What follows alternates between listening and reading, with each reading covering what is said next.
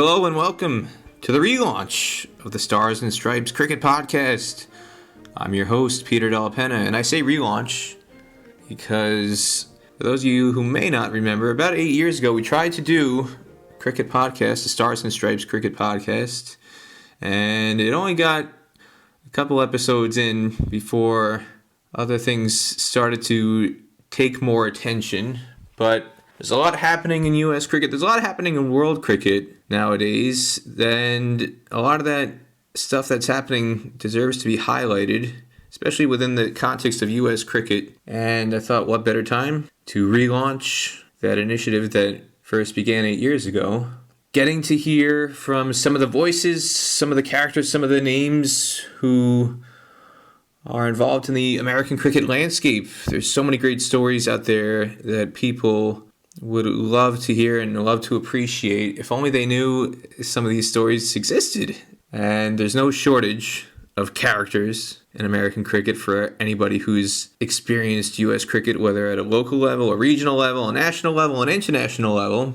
There's some amazing people, amazing stories, just a whole lot of rich history, both recent and a bit further out into the past, that makes up so much of the special place that U.S. cricket holds in the cricket ecosystem. And those people deserve to have a platform to tell their stories. And I know there's some great people out there who are doing fantastic work, doing some podcasts to also shed some light on U.S. cricket and associate cricket in general. And I take inspiration from those people who have done so much tremendous work to get the word out about associate cricket and American cricket in general. My friends over at the Emerging Cricket Podcast, first and foremost, with Tim Cutler, Daniel Beswick, Nick Skinner, and also Nate Hayes for some of the podcast work he's done, as well from the American cricket perspective and giving a voice to people out in the world for what's going on in U.S. cricket. And now I'm jumping back into the fray as well, trying to get some other stories out there, mainly from a historical standpoint. I'm hoping to focus a lot on reaching out to some of the characters and some of the people who've dotted U.S. cricket history, not just in the recent past, but people who have contributed to American cricket whose names might be not necessarily forgotten, but they're receding further into the back of the minds of people who are paying attention to cricket, and maybe those people aren't appreciated as much as they were in their heyday, but they still have a tremendous role and presence in American cricket, and not just U.S. cricket, but U.S. cricket opponents, U.S. cricket rivalries, U.S. cricket tours. Just there's so many people that have touched U.S. cricket. And that's not just limited to people in the U.S. There's so many great rivalries that USA has had over the years, especially with matches taking against and in Nepal, tours of the UAE, Audi Cup tours to Canada, and all over the rest of the world. And hopefully we'll get a chance to have some of those people who have encountered U.S. cricket from the opposition side also be part of the Stars and Stripes Cricket Podcast down the road. But first, we're going to kick off the relaunch of the Stars and Stripes Cricket Podcast with somebody who I feel is a very significant person in American cricket history for a couple of reasons. He is presently the selection chairman for the USA U19 squad. But prior to being a selector, this man was the first USA U19 graduate to represent USA at the men's level. He is the first USA U19 player to score a century in ICC tournament play in 2001. And he's also one of the few American-born players to represent USA. And in fact, he broke a 23-year streak between debuts in one-day cricket for players who had been American-born to represent USA. And that goes to highlight the trajectory that U.S. cricket has taken over the years, where for so long it has been an immigrant based sport, a lot of expats who have made up the bulk of the representation in the USA national team. But I think Amer Afzaluddin, who was the guest today, is somebody who can serve as a bit of an inspiration to players who are coming up through the junior pathways now, because he was a groundbreaker of sorts. He was a pioneer in being that he broke a 23-year streak between debuts of players who were American-born, got into the national team, and he was the first USA Under-19 graduate to get into the men's national team, going from the Under-19 team in 2001 to make his official USA men's debut in 2002 at the ICC Americas Championship. And it just goes to show other kids out there around the country that even though historically USA national teams have been comprised mainly of players who have been professionals overseas and are expatriates in the USA, there is still an opportunity for American-born players, American-developed players, and an opportunity for them to get into the national team. And there's no greater proof of that than Amer Afzaluddin. So he's got a very fascinating backstory from how he got into cricket after being born in Chicago, spent some time overseas in India where he represented Hyderabad in underage cricket, but then he returned to the U.S. to play the bulk of his development cricket in America, and he's got a very fascinating journey from there and beyond, touring with USA multiple times, including a very, well, I didn't tell the story about his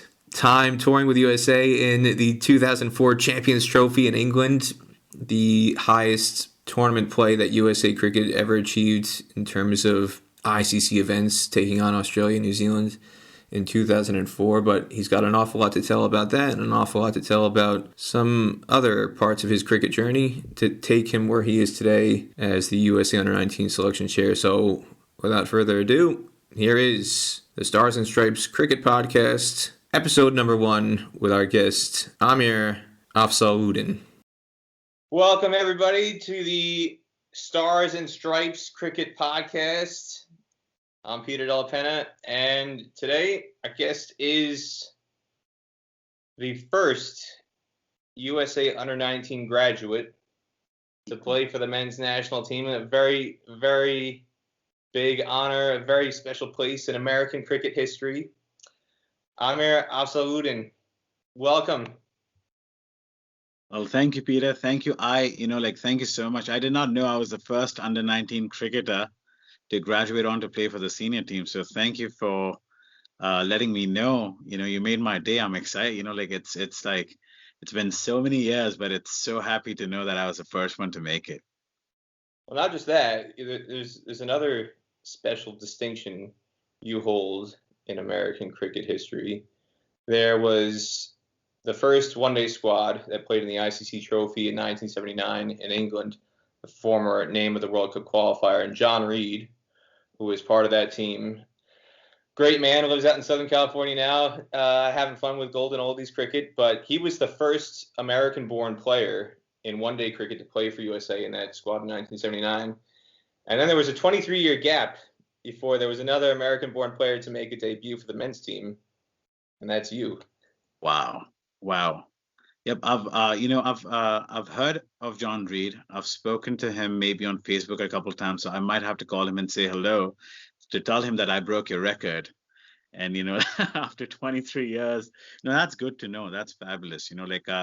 I'm so glad. I don't want to say that. I don't think we have our history, our bookkeeping done really well. But you're doing a great job. Trying to get all this history out and stuff, and good luck to you. And you're making my day, especially when you told me I was the first cricketer. I'm so excited. And first junior cricketer, first Under-19 cricketer to go on and play for the men's team. And you play a big role in junior cricket now as the current head of the USA Under-19 selection panel. So you've just come back from Texas recently, saw you in Texas, evaluating the Under-19 talent there. I guess to start off with, what were your general thoughts on the standard of talent that you saw in Texas? Well, I first want to say, like I want to thank US Cricket. The tournament was done flawlessly. You were there. There was good testing done. There was a bubble which was maintained. I was really, really impressed. But the talent, it's so good to see. There's so much talent in the under 19s, and I think this is the best time to play cricket in America. I think with so much happening, barring the pandemic where we didn't play enough cricket, I guess, in the last year or so. But generally, just in terms of the structure and stuff, but the talent was amazing. It's so good to see young cricketers, when they show up, they just seem ready now, ready these days. They just, take on and, showcase their talent and stuff. And I was very, very happy and satisfied with the talent I saw in Houston. It was fabulous. Fabulous. Well, let's go back a bit. You were born in Chicago, but you played a chunk of your developmental cricket in Hyderabad before representing USA U19 and representing the men's team. So tell us a bit about your background. How did you get from Chicago to Hyderabad, and then how did you make your way back to the USA? So it's a story of parents, I guess. So my father, like my parents were living in Chicago, and I was the first grandchild in my family on my father's side. So what happened was my grandma came to America, and she dragged us back, like my father, my mother, and me to India, saying, what, I want my grandson to live with me in India. So that's how the move happened. It happened around 85, 86. I was born in 83. So when I was 3.5 or 4 years old, that's when I moved to India, and then I picked up cricket and I started playing cricket. I played for my state, stayed there. And interestingly, I played with a former US captain, Ibrahim Khalil, and me played our under 16s together. So with some of the big names like Ambati Raidu, and so we were in that group in under 16. And I was also giving my board exams for my 10th grade. And when I started my first year in college after my 10th grade, I only went to school for about 4 to 5 days because I was playing cricket. So my father saw that, and he said, listen, like he said, okay, I'm going to pack you off to America where there's no cricket. And, and I packed my bags, came back to America, used to stay with an uncle of mine. And, within a year, I somehow found cricket and I was back at it. So it's so amazing that I left India to get away from cricket. Not in a bad way or whatever. My father was just looking out for me and my education, I guess. And then I came here and I found cricket, so it was so amazing. And I must say here, I was playing club cricket somewhere. And I'm sure you guys know who Masood Chick is. He was the former selector. So who doesn't know who Masood is? Yes. He saw me playing through a cousin of mine, in Chicago. A cousin of mine called S, and he picked me up from Michigan, drove me all the way to Chicago just to play a game, because I was a 15-year-old, 16-year-old kid from Hyderabad who played state cricket there. So I was playing there. Masood Chick, he saw me, he liked me, and he just threw me in the trials. And I'm like, okay, what is going on right here? And my life changed overnight, and I was picked. But there was another, I was picked, but we were supposed to go to, I think it was Bermuda, if I remember correctly, where I went to play the America's Cup. I wasn't going. I was going to India to attend a cousin's wedding. So Masood Chick called, he phoned me, and then he got my dad's number and said, do you realize what this is? And, this is, USA Cricket, and, such a big on. And Masood Chick forced me to go to Bermuda. I wasn't going to go even after being selected. So that's how it all happened. So. This is a kind of a recurring theme I've encountered over the years with a number of players who've lived overseas or spent time overseas, and then they come to the U.S. under the mistaken belief that there's no cricket or there won't be any cricket anywhere. Yes. And yet somehow cricket finds them, and it happened in your case. So back in that time frame, 99, 2000, 2001, when did you first come back? 99, 2000? I came back in 99. So, and then 2000 when I started playing cricket here again. And things happened pretty quickly after that. I was picked up, like I told you, I went to Chicago. Chicago was probably the biggest center in the Midwest, and it still is for cricket. So a lot of cricket used to happen in Chicago. And so yeah, early 2000, I was still in high school, I was in 11th grade actually, of high school and stuff, and just started playing cricket. And there was a huge void, which I filled up with not playing cricket in a year and stuff. So it was, cricket is sort of like my stress buster and the relief and stuff like that. But I didn't realize I was going to play for the US. And I didn't realize that, one trial and a game, then a trial would put me in an under 19 US cricket team. From there, to the senior team, Shell Cricket Academy, just things kept happening until, of course, education is very important. I come from an Indian background, Indian family. So I had to finish my education. And the precursor to that was 2004 Champions Trophy in England. I was part of the Six Nations Cup, and I was part of all the prep camps and stuff like that. And last minute, uh, there was a replacement that happened, and I got replaced with someone who hadn't played a lot of cricket in the US or something. So that was sort of like, that reminded me that, what, I came to US for my education. And that's when I started off easing off a little bit from cricket, and then focused on my education. And and so I started with a bang and ended with a bang. That's what I can tell you. In that time frame, in that 99, 2000, 2001 time frame, you made your debut at the 2001 ICC Americas tournament. And in that era, I mean, that was essentially the first under 19 team, as far as I'm aware, that participated in an under 19 World Cup qualifier for the USA and the ICC Americas region. I can remember my first tournament covering the under 19s was 2009, and then in 2011, Cameron Mirza scored a century for USA, and I typed out in my reporting at the time, Cameron Mirza creates history, the first American to score a century for a USA under 19 team. And then out of nowhere, I was bombarded by these messages saying, what the hell's wrong with you? You don't know anything, Johnny come lately, don't you know about Amir? He scored a century for USA. What's wrong with you? How could you disrespect him? And the record keeping, the history is poor. So I just didn't know. I had researched some of the records. I knew about the 2006 team that went to the under 19 World Cup in Sri Lanka, and I could find some stuff about 2003 before that. But the record keeping going back to 2001 wasn't great. So I didn't even know there was a 2001 team at that point in time that had participated.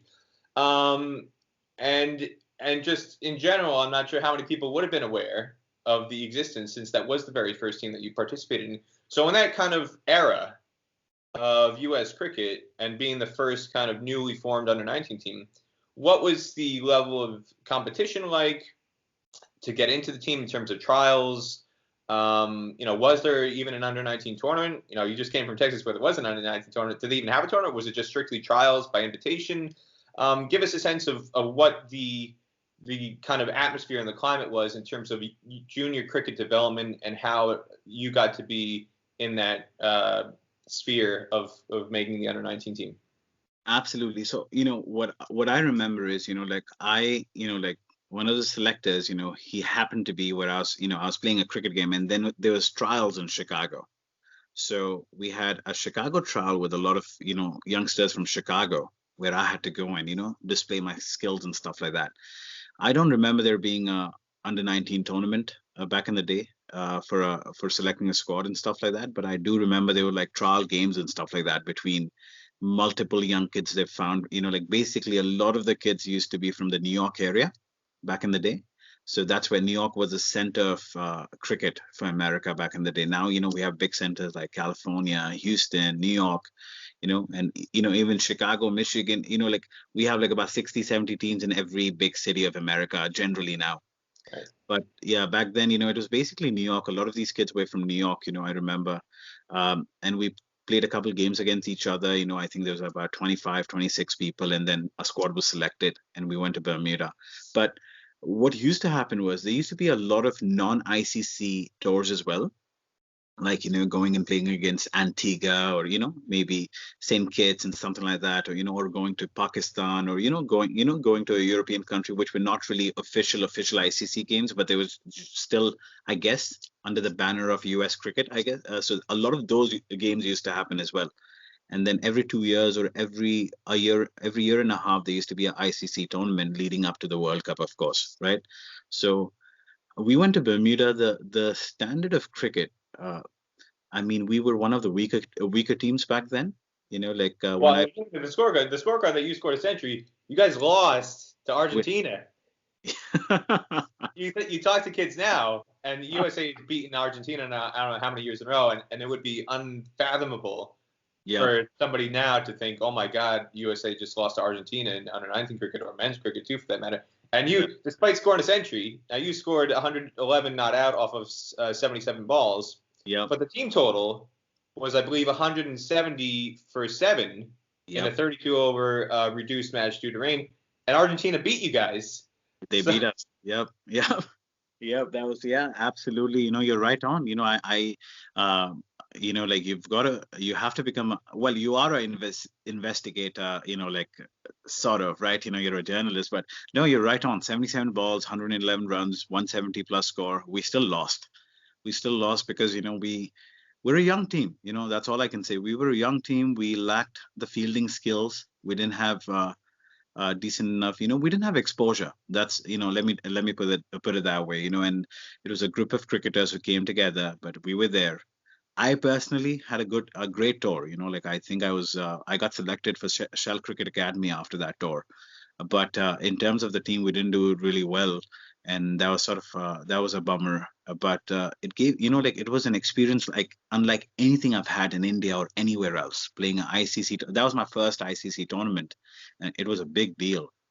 I wish, in hindsight, whether we could do anything different. No, it's all experience. I take it how it comes and stuff like that. It was a beautiful tour. Met a lot of friends and the coaching staff and stuff like that, and it was good. But yeah, from a skill level, we were far behind Canada, and we were far behind even Argentina, for that matter. And the other two teams, I think Bermuda and Cayman Islands, if I'm not wrong. Cayman Islands, Bermuda, and there was another, Belize or Honduras. Like, I think we were pretty much at the same level as the other three teams, but Argentina and Canada clearly had a edge over us during those days. Meaning for under 19, not for the seniors though. Yeah. So, having had that development exposure in Hyderabad first, playing for the underage Hyderabad team, you said you were a teammate with Ibrahim Khalil. So you were playing a fairly high standard of cricket, and I would imagine most of that, if not all of that, would have been on turf wickets. Coming from that to the U.S. setup, especially in the Chicago area, no turf wickets, at least at that point in time. And the guys in New York, if there's a big chunk of players who are from New York, again, no turf wickets. That has been a historic issue in U.S. cricket development, just the lack of exposure to turf wicket facilities, well-maintained outfields. How much of that do you think impacted the ability of the squad to perform, especially in the context of the fact that you performed as well as you did as a leading scorer on tour with the experience that you had on turf wickets developmentally in Hyderabad? Yeah, you're right. You're absolutely right. The turf wicket was definitely new for a lot of cricketers. Like I remember most of us didn't even have spikes. Because we, like we just didn't know. I didn't know I was going to Bermuda to play on a turf wicket. I did not know that. So I had to survive on rubber spikes, the whole tour, and so did many others. But it did make a lot of difference. What happened was in Hyderabad, when we played state cricket, that was tough. But mainly every other cricket was jute matting. And when I showed up to America, it was pretty much rolling and then jute matting in America as well. The AstroTurf came in later, I guess. It came in in the early 2000s or whatever. But I think if I remember, and it was we were used to playing on cement wickets a lot here in America back in the day. During those days. But yes, it impacted our cricketers a lot. We got injuries and people slipped up. We couldn't run the way we wanted to. So it was definitely a brand new experience for a lot of cricketers. But yes, I think I had an edge in that regards, although it had been a year and a half or something like that since I showed up, that I knew or I had a prior experience to playing on turf, which really came in handy.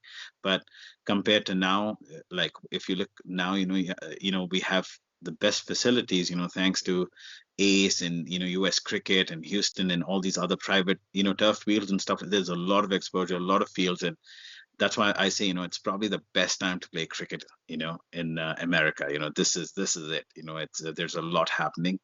Of course, barring the pandemic. The pandemic has been a sort of like a thorn in our plans and stuff like that. But yes, turf wickets really matter. They do. The experience matters. Even the field. Even the field. We were not used to playing on a field. Like a golf green. Like when I was playing, even from India, actually, when I came from India, we didn't have the fields like they had in Argentina or Bermuda, like true cricket fields. Way too quick, like you would really have to adapt, and it's different fielding on a proper cricket field and stuff. And I'm guessing that's why I got more runs than I usually did in Chicago. In Chicago or Michigan, I'm convinced, the only times I'm scoring big runs is in July or August when the sun burns the grass and my ball's traveling. So yeah, turf wickets really matter, and I think we're on the right track now in terms of like exposure to turf wickets in the proper fields for cricketers. If there is one thing that you had to pick out that is the biggest part of U.S. cricket transformation from 2001 when you played in that first tournament to 2021, would it be the growth and development of more turf wicket facilities and those kind of well-maintained outfields to have a tournament like was in Texas last month? Or is there something else that you would pick out that's been a significant transformational aspect of junior cricket in particular, U.S. junior cricket as an under-19 head selector, that you think has really allowed the junior development pathway to mature and evolve from the time that you represented USA junior level? Yeah, the first thing is, I think, a big shout out goes to the parents, and the academies and, like people who have enabled cricket. So when I played cricket, 99%, we had one or two cricketers who actually grew up in America and played cricket in America, but 99% of the under 19 cricketers were people like me who migrated back to their home country at the age of 16 or, something like that.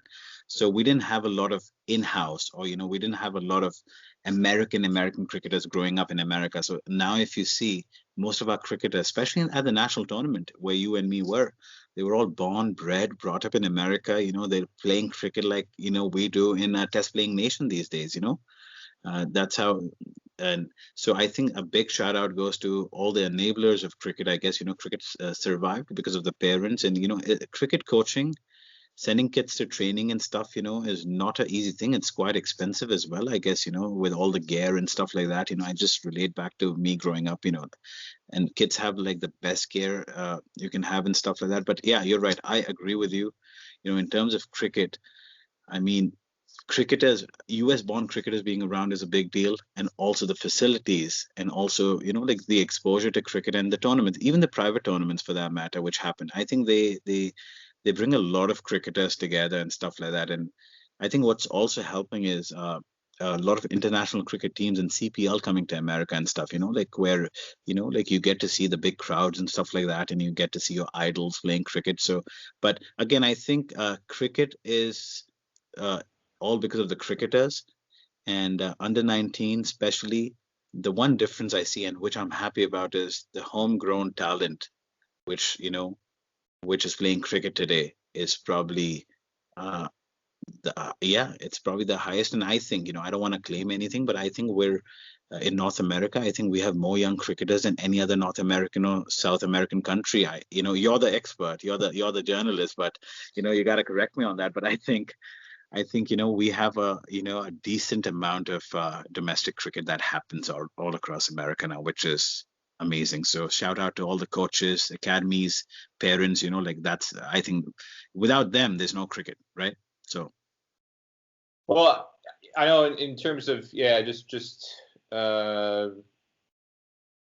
raw participation numbers, and some of these numbers, again, it's a very tricky thing to kind of evaluate because some of the data isn't reported accurately, and a lot of it is incumbent upon the leagues and administrators themselves to self-report accurately. You don't have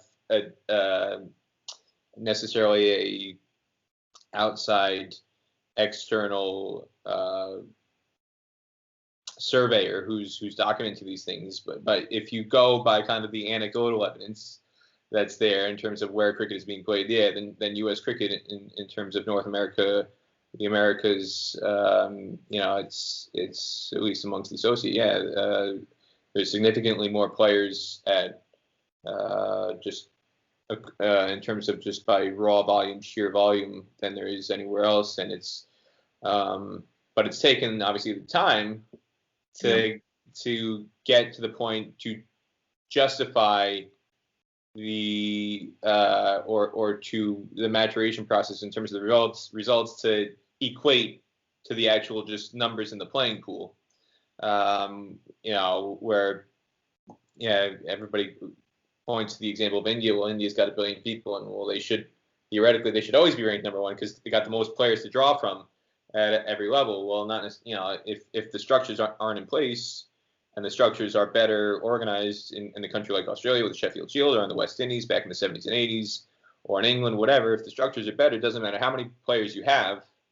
If it's organized better, or the talent pathways and the talent evaluation is done in a more efficient manner, it's not necessarily just a sheer numbers game. So even though the numbers were there historically for USA, you ran into situations like yourself where Argentina, despite only having, I think Argentina, their amateur and kind of community playing pool, I don't think it's ever eclipsed 1,000 people. It's all heavily, but it's all heavily focused in the Buenos Aires area.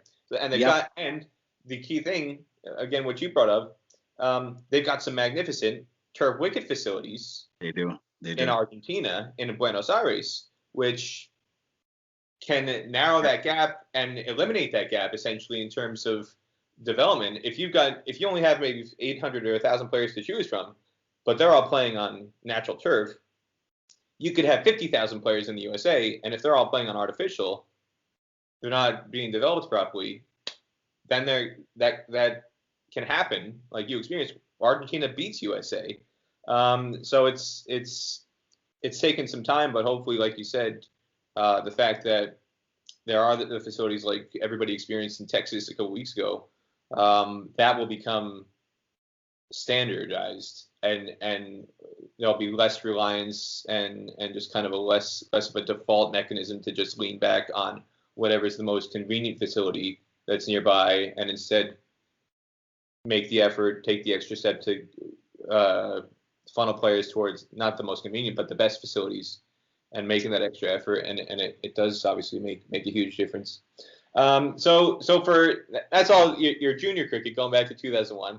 Men's cricket, you talked about touring Antigua, but your official debut for USA came in 2002. Yep. You were part of the tour that was the ICC Americas. You made your debut against the Bahamas, officially, according to the scorecards.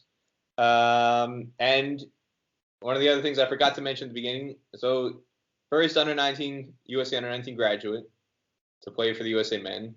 First player in 23 years that was American-born to make a debut for USA.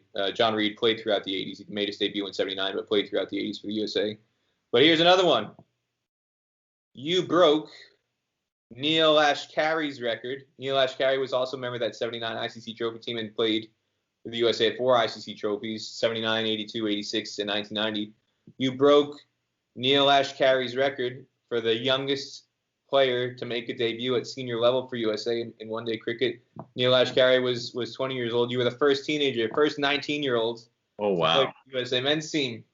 So there's another feather in your cap. You said it was a short career, but a memorable career in many ways. So what do you remember about that debut tour?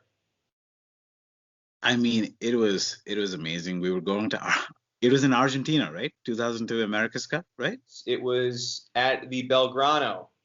The Belgrano. Belgrano Club in Buenos Aires. You played at Yep. the Belgrano, the Hurlingham, and the Lomas ground, but your debut was at the Belgrano, famous ground in Argentina. So yeah, what was that So I like? did. It was going to Argentina, fabulous. I had played for the US before then, like you said, unofficially, not in an ICC tournament, but ICC Americas tournament. That was my first US tournament. Yeah. And it was just amazing. Just imagine a 19-year-old young kid going to Argentina. It was like, I'm like, wow, I'm in Argentina. I didn't even worry about whether I'm playing or not playing or what's happening. I was just happy to be there. I was just happy to be there. And I was like so excited, um, looking at these fields and stuff and like what's going on. And you rightly said it. There are only 6 clubs in Argentina. I had a chat with, I can't remember his last name, but one of the national cricketers became a good friend of mine. His name was Lucas. So we both migrated from the under-19s in Bermuda into the senior team. Paterlini, Lucas Paterlini. Lucas Paterlini, yes, that's him. So and they used to be pretty. I mean, we had a communication gap and stuff, but we still connected because we saw each other at under 19s. So they just had like about 6 clubs in Argentina back then, and they had an under 19 team and a national team come out of Argentina, Buenos Aires to be precise. Back then. But no, it was a fabulous experience. It was amazing. I was rubbing shoulders with the big boys. I made some lifelong friends like Steve Messiah. I call him Skip to this day.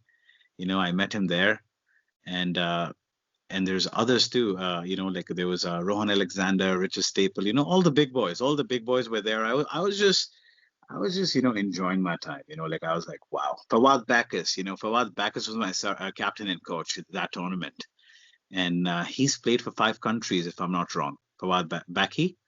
So and I don't know if I can say this, but of course, a 19-year-old will try and go out and look for a party here and there. So they put me up in a room with Fawad Backus, who didn't do anything and didn't let me do anything. So, So you were a 19-year-old on tour, and they stuck you with the coach and captain who was 48. Yep. Tell me about it.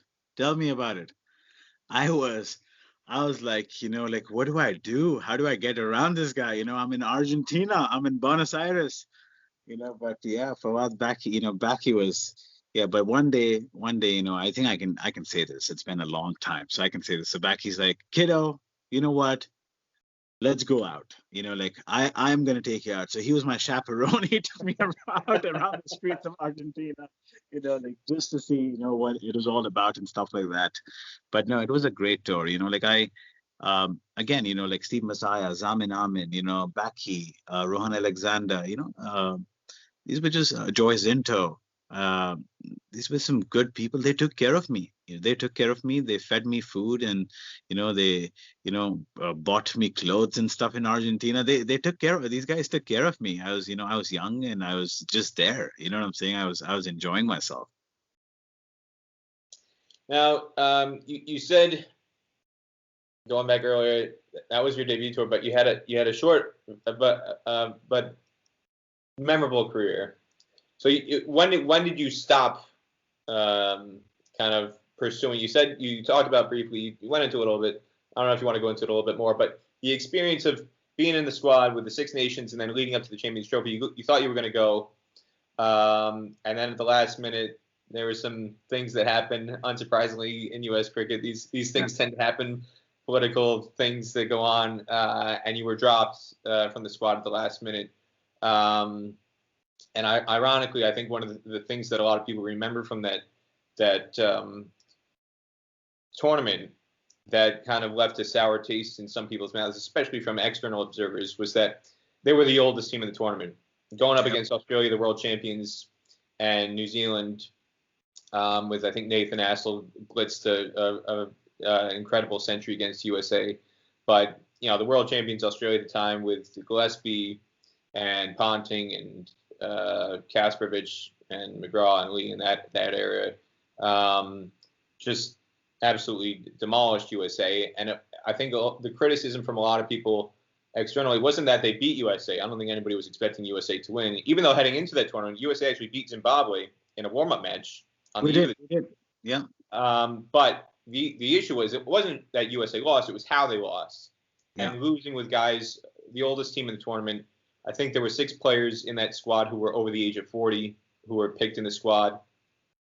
And so instead of having an eye for the future, with a player such as yourself, who was only 21 or 22 at that time, and you would have been the youngest player on the team along with Steve Messiah, you were dropped on the eve of the tournament, and that sends a bad message, I guess, to U.S. cricket and to the world that, guys in their 40s, not just 1 or 2, but 6 guys in their 40s were being preferred over somebody like yourself, who was a USA Under-19 graduate, had been in the team for a year or two, an opportunity to showcase what U.S.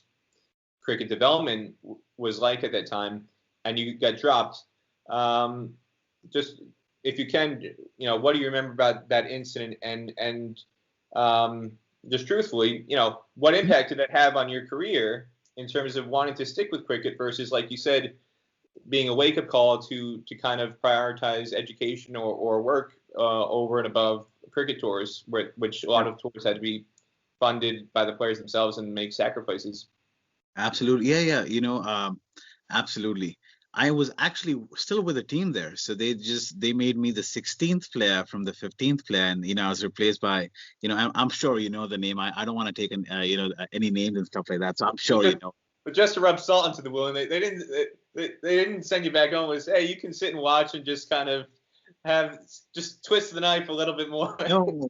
No, I gotta give them credit. No, they said, no, you can come, you can stay with us and stuff, and it'll be a good experience. And you know what? I thoroughly enjoyed it, and it was sort of like a closure. You know what I'm saying? And I did play a couple of warm-up games and stuff there as well. So we had a nice tour and stuff. But yes, it was truly disappointing. And I said, if I can't get to play in the biggest event that we were, looking forward to, then I guess, what's the point of still playing? And that was sort of like a wake-up call, but it was a good wake-up call, and it ended up brilliantly.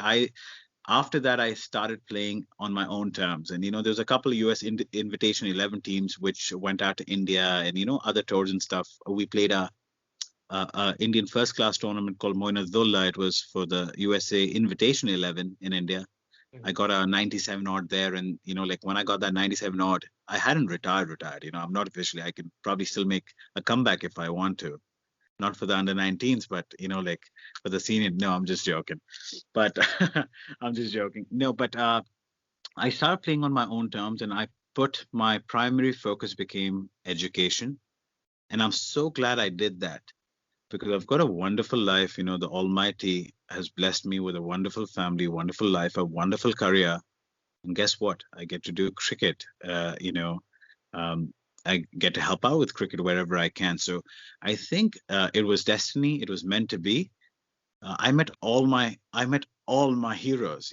I hung out with Adam Gilchrist, ate food with Matthew Hayden. Hung out with the Indian team there. So I had also played a couple, practice matches with test cricket nations, albeit Zimbabwe or Bangladesh, but I still got to rub my shoulders against them. So it was very difficult then. It was sort of like a bad breakup, back then. And I said, okay, I'm not going to play cricket. But 6 months later, I picked up my bat again and I played again and stuff like that. But on my own terms. So, I just played on my own terms, and whenever I wanted to, whenever I could go. But before that, from 2000 until 2004, September, it was cricket. I used to drop everything, I'm going to school. Oh, it doesn't matter. Let me drop this semester. I can come back. I can pick it up in the next semester. So that was 2000 to 2004. But 2004 onwards, I played for a year and a half, 2 years, mostly after that, every now and then. I just played on my own terms. I said, you know what, I'm going to play when I want to play, if they, and stuff like that, and focus. Diverted all my attention towards my education and my career, which I still, when I mentor a lot of these kids who are now, they've played the senior team, and now some of them are out of the senior team and stuff. But, a lot of them will tell you, every time I speak to them, my major focus is play cricket if you have a backup in education, if you can run your own business, in America, If you have your own business, your own shop to go back to, you play cricket. But now with all these contracts and, stuff coming in, MLC coming in, it's probably cricket is going to be a truly professional sport now, meaning where people can make money and a livelihood from cricket. But back then there was no avenues. All of us had to take time off from school or work or whatever that was to come play cricket, But it was a beautiful experience nevertheless. Amazing. I enjoyed it.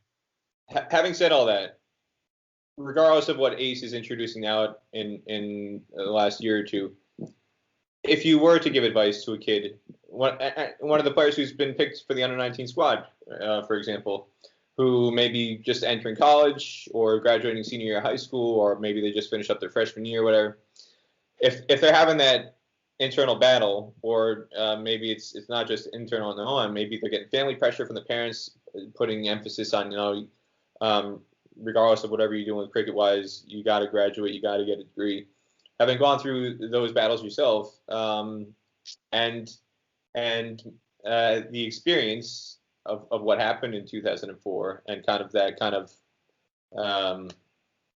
wake-up call, if you will, almost in an existential sense, that the cricket's not forever. There's other things in life. I mean, what is your, I guess, recommendation or first piece of advice that you do give to kids in that situation who may be currently in that frame of mind right now with the under-19 team? Yeah, I would give them the same advice I would give to my kid or my nephew or my young nephew. Education is really important. I know everyone's situation is different. Like we're all different financially. We all are fit in different brackets and stuff like that. A lot of people can afford to take a lot of time off. Some people can't. But I still think education is probably the most important thing you can have, because it's a good backup tool. If your first and foremost passion fails, you should always have an education to go back on. So I would stress, like kids, focus on their education as well. And somehow, where there's a will, there's a way. You can always make time out, for cricket and for education. For me, I mean, I looked, I'm made fun of in my family, but I took 6 years to get done my 4-year bachelor's degree because of cricket. But I got it done, so that was the most important part, because I took some time off for cricket. But education, again, true emphasis. Doesn't matter, if you need to go find a job or not. But I think education makes you a better, like a more, how do I say this? I don't want to say polished, but it gives you the confidence to go, survive in life and stuff like that. It's a good achievement to have and stuff. Now, if some young kids want to become crypto millionaires and billionaires, that's even better, if they want to do that. But I think education is always, it's always good to have an education. Plus, the expat community, or the Indian, Pakistani, Sri Lankan, diaspora, and majority, pretty much everybody, I think we're big on education anyways. So I think education should be as much a priority as cricket should be, unless you have a huge major league contract, CPL contract, minor league contract, where you're playing cricket on a consistent level.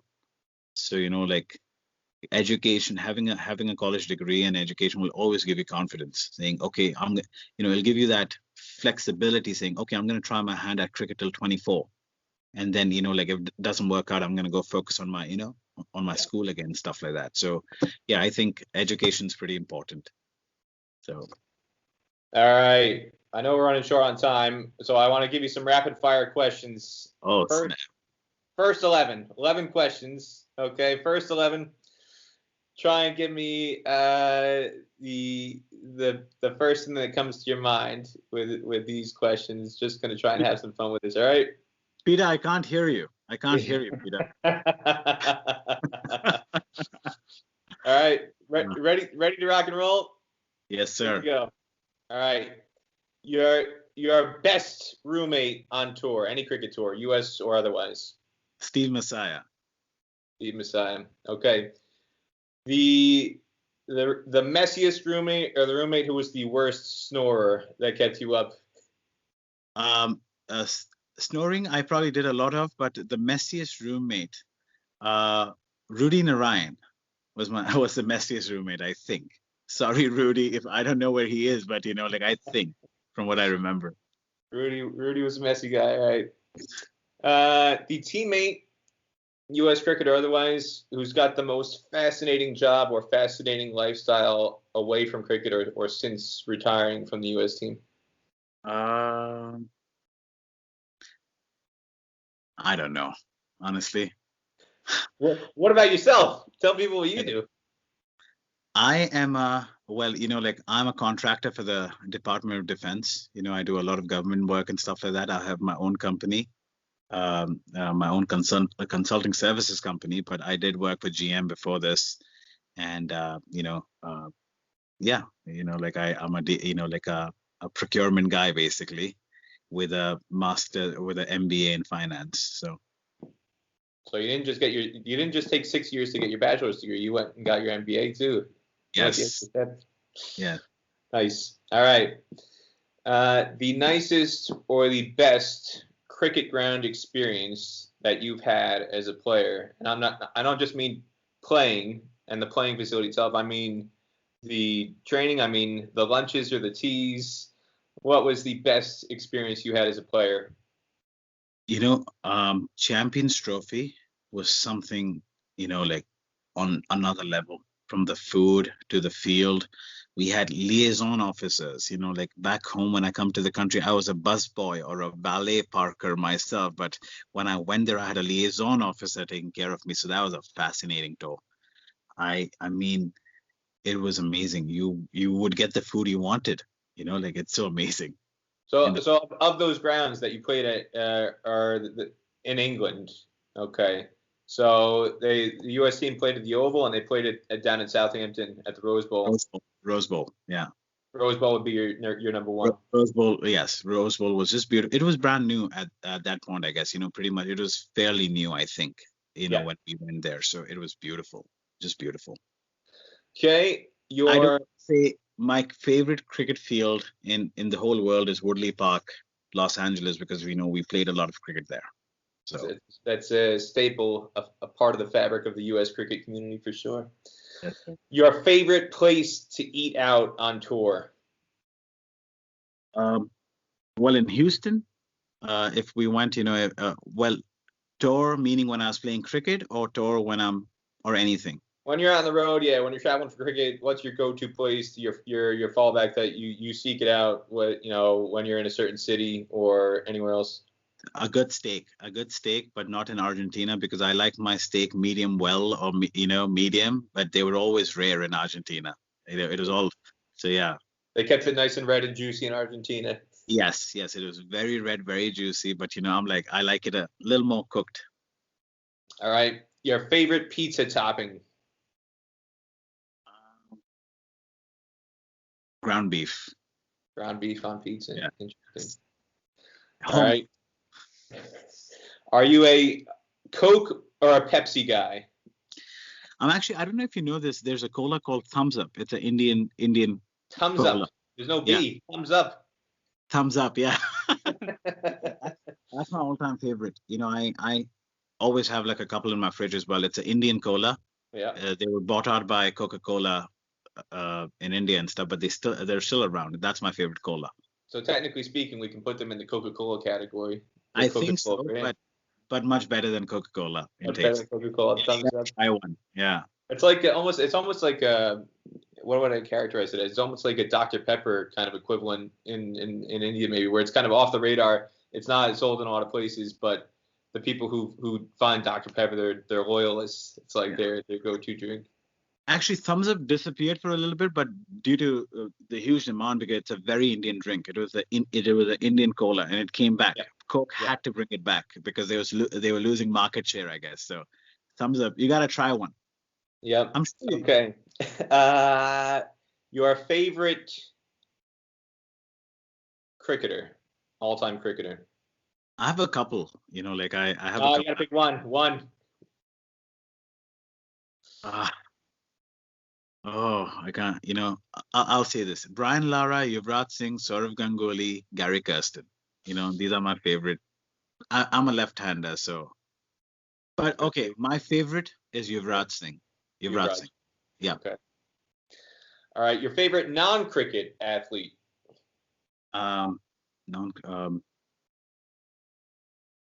Pete Sampras, when he was playing tennis back in the day. I used to love Pete Sampras, Jim Coria.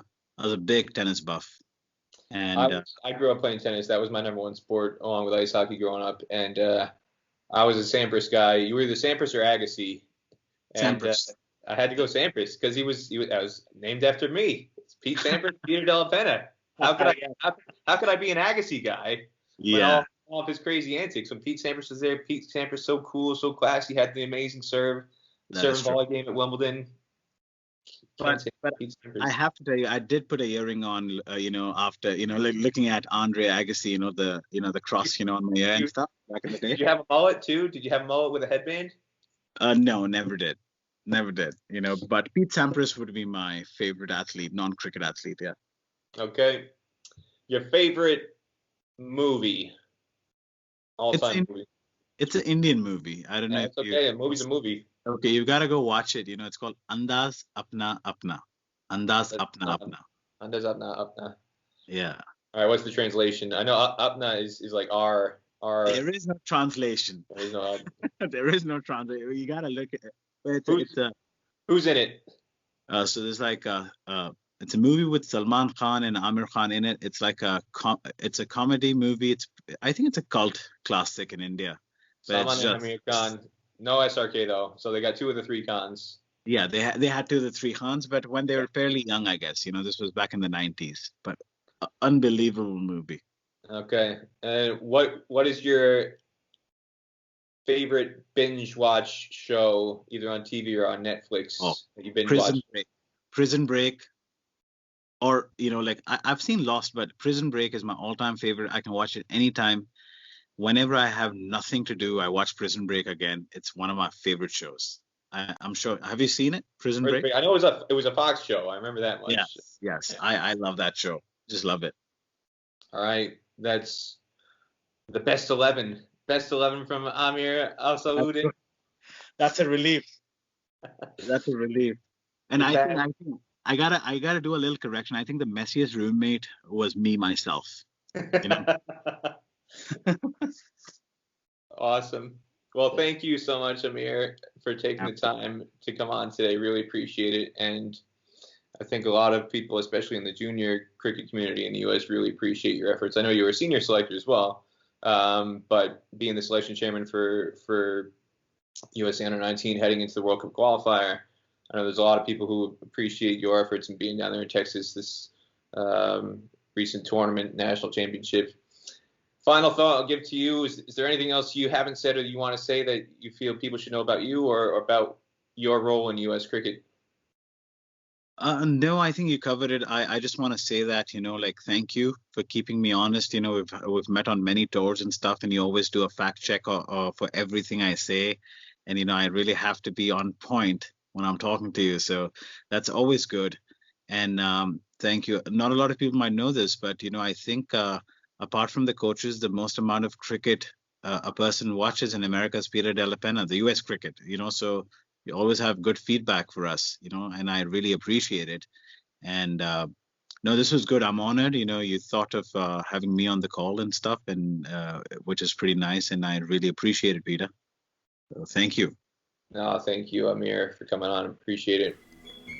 Well, there you have it. Our guest today, Amer Afzaluddin, the USA Under-19 selection chair. Fantastic story of his journey through U.S. cricket, talking about tours to Argentina, tours to England, tours to Antigua, tours to Bermuda. He's been around a lot of different places to experience a lot of tremendous opportunities through American cricket.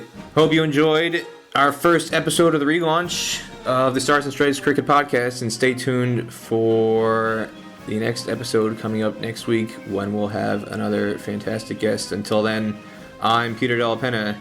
God bless America, and God bless American cricket.